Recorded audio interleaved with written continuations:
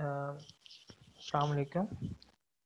We will start our second part of week 7 lecture.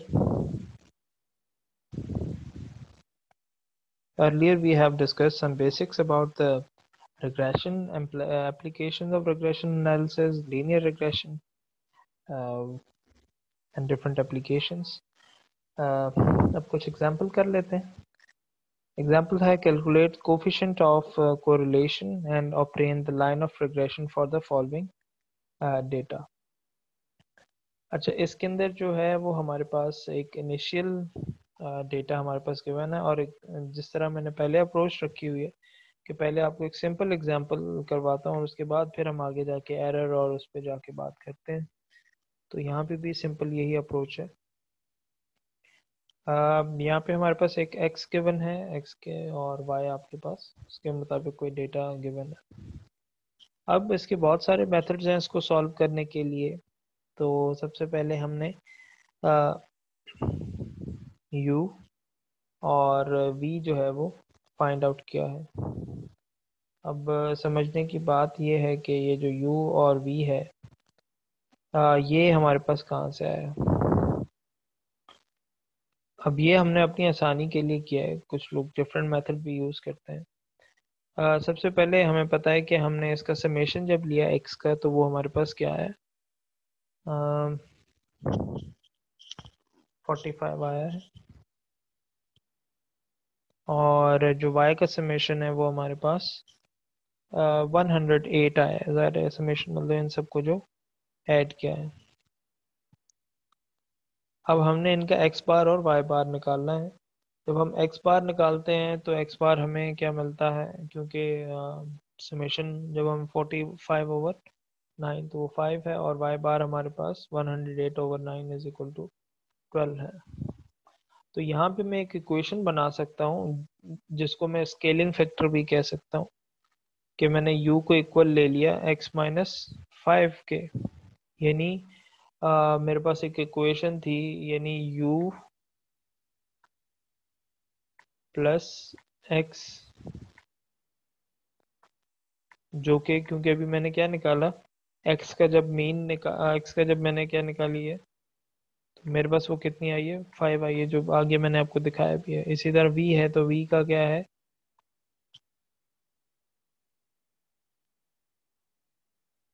Sorry it is ये गलत है, एक मिनट.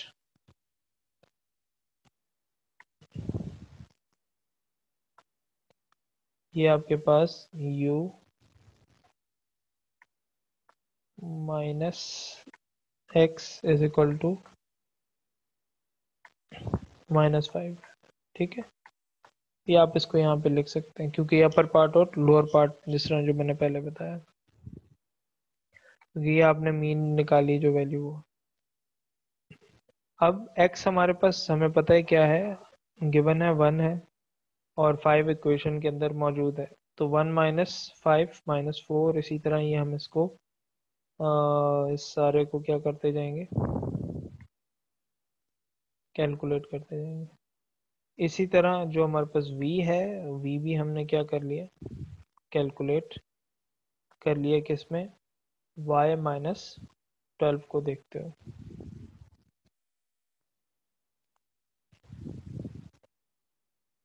अब जो ये दो चीज़ें मैं कैलकुलेट कर चुका हूँ तो डेफिनेटली मेरे पास u जब आ गया है और v भी आ गया है तो u का स्क्वायर और v का स्क्वायर लेना कोई इशू नहीं है. तो मैंने स्क्वायर भी ले लिया और मेरे पास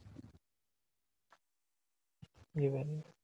ये बिल्कुल उसी तरह से है जिस तरह आपने अपने बेसिक्स एफएससी के अंदर जब आपने स्टैटिस्टिक्स में जो एंड के पोर्शन है वहाँ पे हम करते हैं, तो बिल्कुल उसी से कॉन्सेप्ट ड्राइव है, ये कुछ नया नहीं है. और यू भी क्योंकि यू और वी को जब हम मल्टीप्लाई करेंगे 4 इंटू 3 तो हमारे पास 12, 3 इंटू 4 12, 2 इंटू 2 4, और इस तरह ये आपके पास. और एंड पे हमने क्या किया, इन सब का समेशन ले लिया. जब u का समेशन ले लिया तो वो 0 के इक्वल था. v का समेशन लिया, वो भी ज़ाहिर है इन सबको मैंने ऐड किया तो 0 के इक्वल है. इसी तरह u के स्क्वायर का समेशन 60 के और वी का 60, वी स्क्वायर का 60 और यू वी का 57। तो ये सब हम पहले अगर निकाल के रख लें तो हमें इसमें ये आसानी होती है कि आगे जाके जब हमने इनको फॉर्मूला में इंसर्ट करना होता है तो वहाँ पे हमारे लिए ज़्यादा मुश्किल नहीं होती है। तो ये सिंपल समझें कि हमने इसी टेबल के अंदर ये काम कर लिया।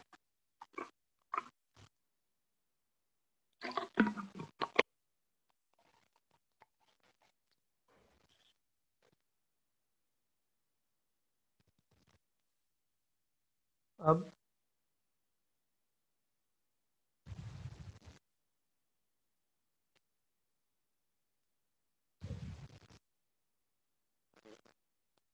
यहाँ पे क्योंकि मैंने क्या फाइंड करना है, कोरिलेशन फाइंड करना है, तो कोरिलेशन फाइंड करने के लिए जो फॉर्मूला है वो मेरे पास ये गिवन है। अब ये सारे फैक्टर्स यूवी के मैं ऑलरेडी अपने जो टेबल है वहाँ पे निकाल चुका हूँ। और यू हमें पता था जो समेशन ऑफ यू और वी निकाला है वो ऑलरेडी ज़ीरो है, और यू भी 57 है, तो 57/9 तो 6.3 हमारे पास यह है। इसी तरह जो आर यू की वैल्यू निकालनी है तो समेशन यू स्क्वायर और एन और ये सारी चीज़ें ऑलरेडी हम पीछे अपने जो टेबल है उसके अंदर फाइंड आउट कर चुके हैं, और यहाँ पे मैं इसको लिख दिया, और u के लिए भी और v के लिए भी। तो हमारे पास क्योंकि जाहिर है कि ये वैल्यूज इनकी ज़ीरो थी दोनों, तो ये हमारे पास तकरीबन सेम ही आए।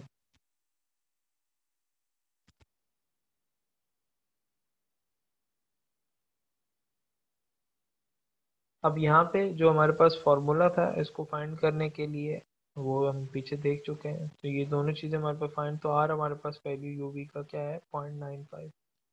अब जो इम्पोर्टेंट चीज़ थी जो लाइन ऑफ रिग्रेशन, क्योंकि जो हमसे क्वेश्चन में पूछा गया था वो फाइंड करनी है, तो मैंने अपने बिल्कुल फर्स्ट जो हमने उसमें किया था, तो ये आपको बताया था कि दो तरीके, एक है x1y,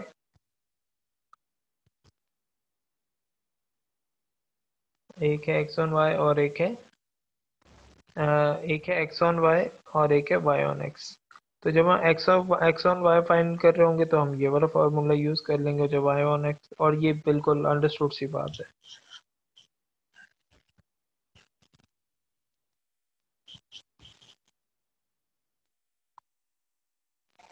अब यहाँ पे जो लाइन ऑफ रिग्रेशन x1y वो हमने फाइंड करनी है, लेकिन कुछ जो हम पहले कंसिडरेशन कर चुके हैं जो मैंने आपको पहले भी बताई है, क्योंकि ये वाला जो यू वाला काम है ये सिर्फ हमने अपने समझे कि खुद स्केलिंग करने के लिए अपने लिए किया था ताकि हमें ईज आउट हो सके।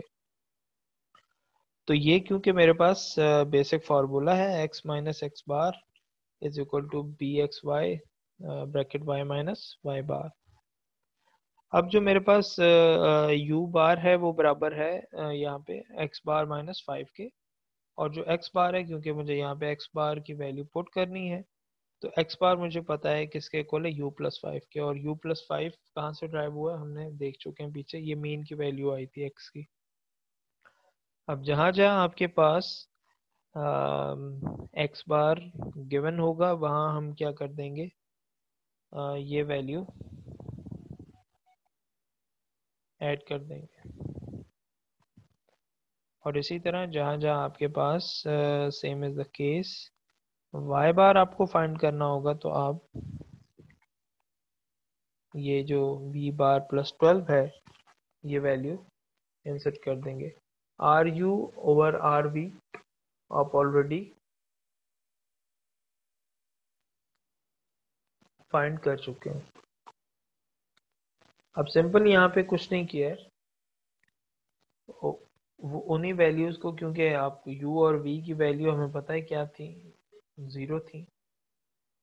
सिंपल आप इनको मज़ीद सिंप्लीफाई करेंगे तो आपके पास एक x की वैल्यू जो है वो आ जाएगी, एक इक्वेशन आ जाएगी 0.95y माइनस 6.4। अब ये तो आपने लीनियर रिग्रेशन फाइंड कर लिया x ऑन y, तो जिसकी वजह से आपके पास क्या आ गई, आपके पास x की एक इक्वेशन आ गई। अब जब आपने y की इक्वेशन फाइंड करनी है तो आप क्या करेंगे, line of regression y on x।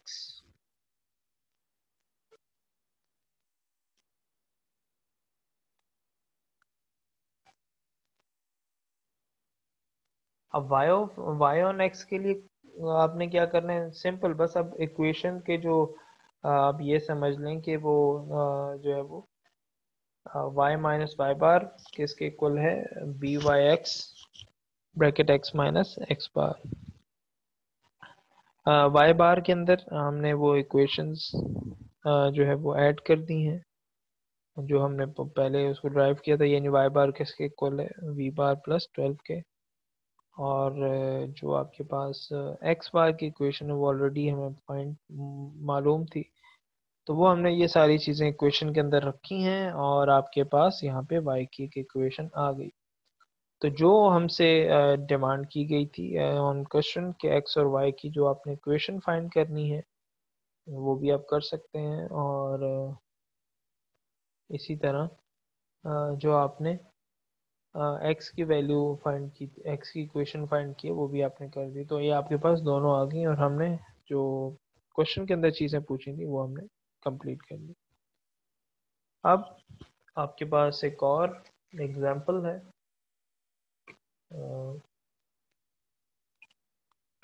वो है fit a straight line to the x and y values in first two columns of the following data।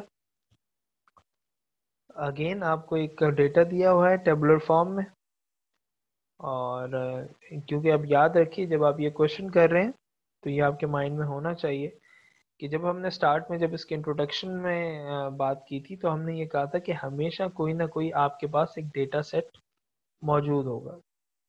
क्योंकि जितनी भी आप अगर प्रोडिक्शंस भी करते हैं तो आप किसी न किसी अवेलेबल डेटा के ऊपर करते हैं। अगर आपके पास डेटा ही अवेलेबल ना हो तो आपके लिए शायद ये पॉसिबल नहीं होगा। अब एक्स आई की आपके पास एक वैल्यू है जो आप सॉरी एक्स आई आपके पास गिवन है 1 2 3 4 5 6 7, और उसके अगेंस्ट आपको वाई आई की कुछ वैल्यूज गिवन है। अब जो n है वो आपके पास 7 है, जो आपने इसका समेशन निकाला है वो एक्स ई एक्स आई 28 है। इसी तरह जब आप ई एक्स आई जो आपके पास जो समेशन एक्स आई स्क्वायर है वो 140 आएगा, वो आप यहाँ से कैलकुलेट कर सकते हैं और मैंने उसका अलग से टेबल नहीं बनाया। इसी तरह जो एक्स और एक्स आई और वाई आई को मल्टीप्लाई करना वो भी आप जब करेंगे तो आपके पास जो समेशन आएगा वो 119.5 आएगा। और इसी तरह जो वाई का समेशन है जो ये आपके पास है, यानी ये जो सारी वैल्यूज 5.5 6 3.5 4 2 2.5 आप जब पुट करेंगे तो आपके पास 24 जो है वो समेशन की वैल्यू आएगी।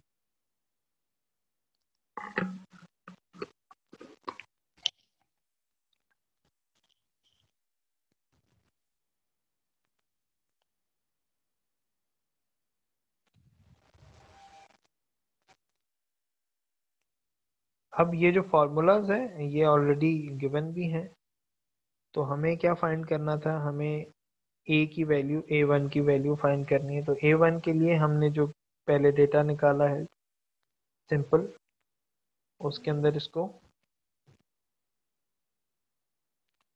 पुट कर देंगे। क्योंकि n हम निकाल चुके थे, एक्स वाई भी समेशन निकाल चुके हैं, x की समेशन और y की समेशन भी निकाल चुके हैं।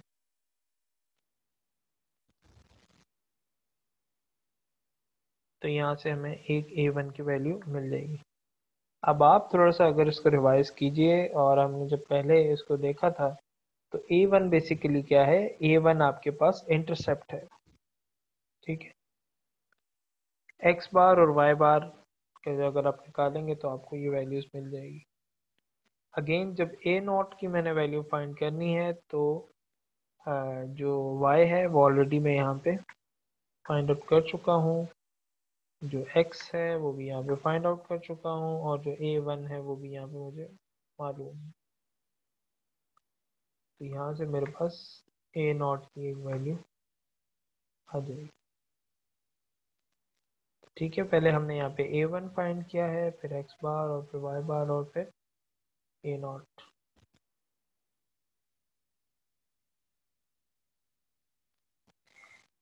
तो जो हमारे पास इक्वेशन है, जो मैंने आपको स्टार्ट में बताई थी, जिसके ऊपर मैं कह रहा था, ये आपके पास a नॉट स्लोप होता है, a1 आपके पास ये इंटरसेप्ट है। तो यहाँ से हमारे पास एक y की इक्वेशन आ गई। ठीक है, अब ये जितनी वैल्यू जो हमने यहाँ पे यूज़ की थी वो सारी हमने यहाँ पे, इसको मैंने अलग अलग यहाँ पे निकाल भी दिया है। हाँ, क्योंकि ये हमारे पास क्या था, गिवन डेटा था एक्स आई वाई आई के फॉर्म में। इसका पहले हमने समेशन भी किया और वाई का समेशन भी किया।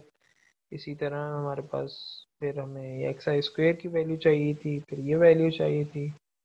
इसी तरह ये हमारे पास डिफरेंट वैल्यूज, और अगेन ये आप इक्वेशन कैलकुलेटर के अंदर कैल के फंक्शन से लिख सकते हैं, और आपको दोबारा से जो है वो ये चीज़ें कैलकुलेट करने की ज़रूरत नहीं पड़ेगी।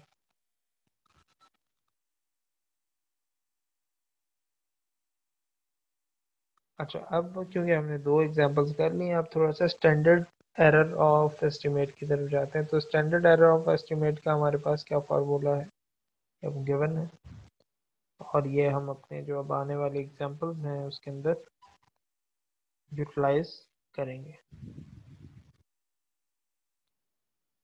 आ, ये फार्मूला हमारे पास गिवन है, S R over N minus two, R square is called the coefficient of determination and R is called the correlation coefficient. ये हमें ऑलरेडी इस बात का पता है, तो ये इसका फॉर्मूला है।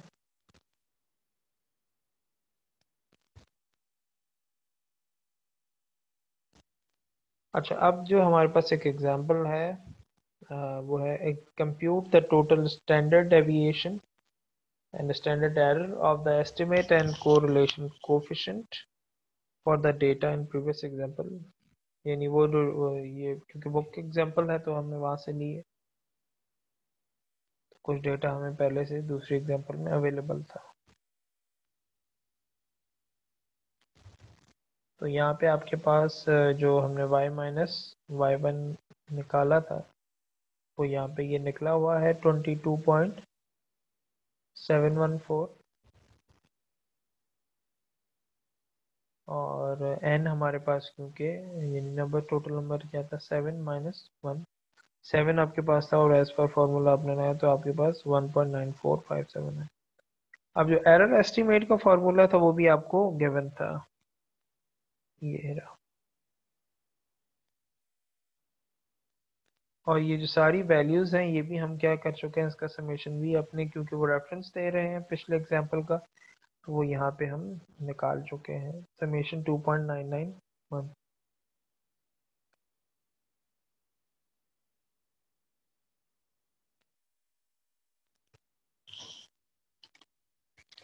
अब यहाँ पे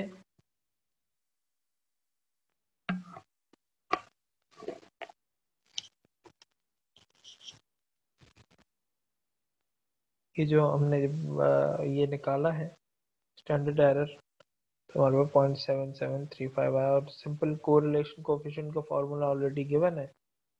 एस टी की वैल्यू हम निकाल चुके हैं, एस आर की हमें पता है, तो जस्ट इनको फॉर्मूला में पुट करना है और हमारे पास एक कोरिलेशन कोफिशिएंट आ जाएगा 0.932।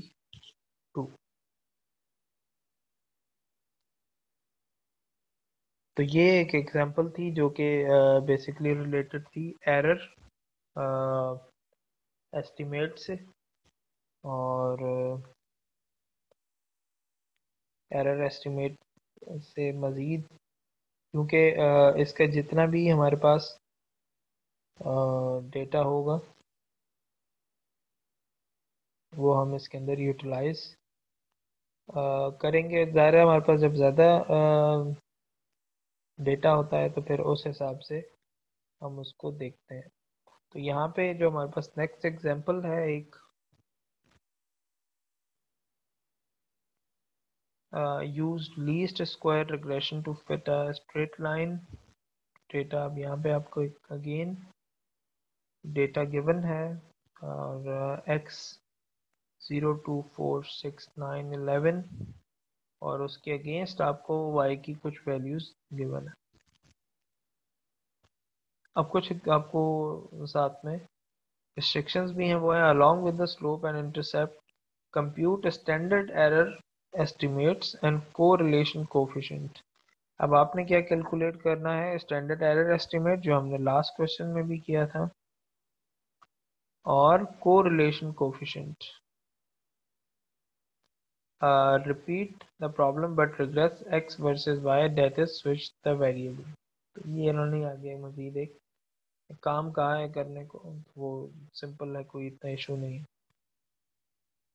तो हम यहाँ पे सिर्फ एक ही दफ़ा करें। x और y की आपको वैल्यू गिवन है और एक्स आई स्क्वेयर और एक्स आई स्क्वेयर हम निकाल सकते हैं।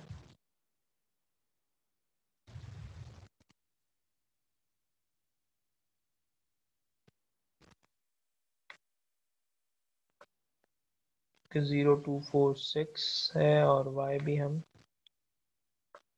निकाल सकते हैं। इसी तरह आपके पास एक्स आई स्क्वेयर जो है वो भी निकाल सकते हैं।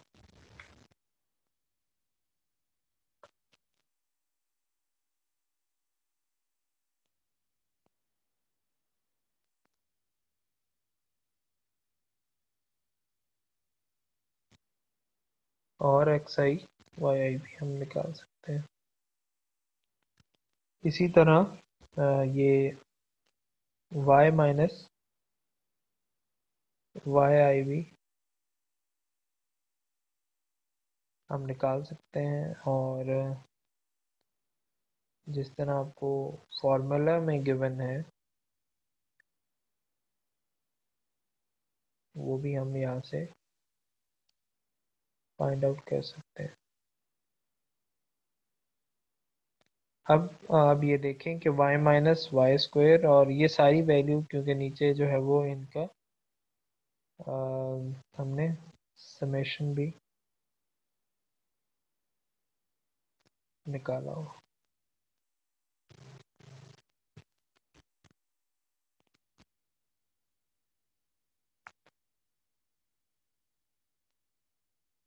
अब यहाँ पे हमने कुछ नहीं किया, हमने सबका समेशन निकाला ऑलरेडी और समेशन हमारे पास 95 82 1 2 4 5 9 11 55.6 और ये हमारे पास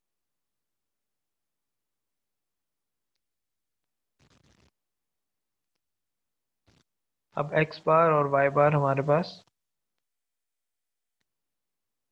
आ गए क्योंकि हमने x बार भी निकाल लिया और y बार भी फ्रॉम द गिवन डेटा।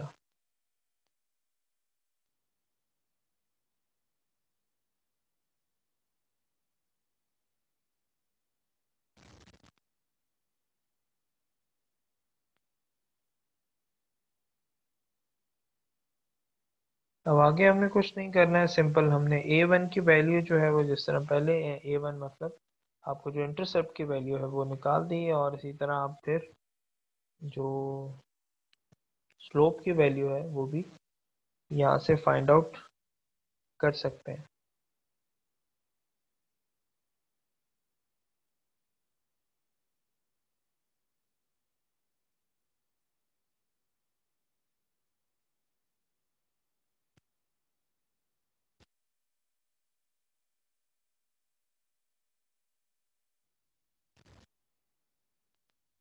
अब ये जो आपका कोरिलेशन और ये सारी वैल्यूज हैं तो आप यहाँ पे just you have to put in the formula और आपको इसका यहाँ पे आंसर मिल जाएगा।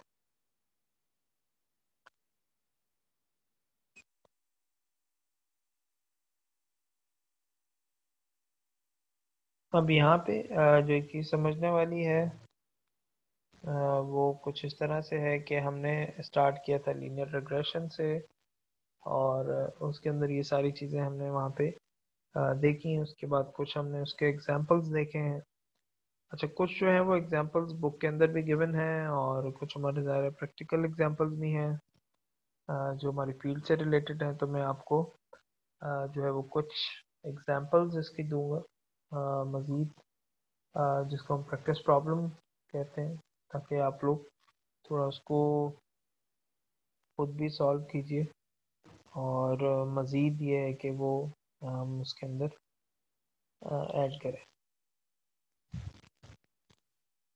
Thank you students for this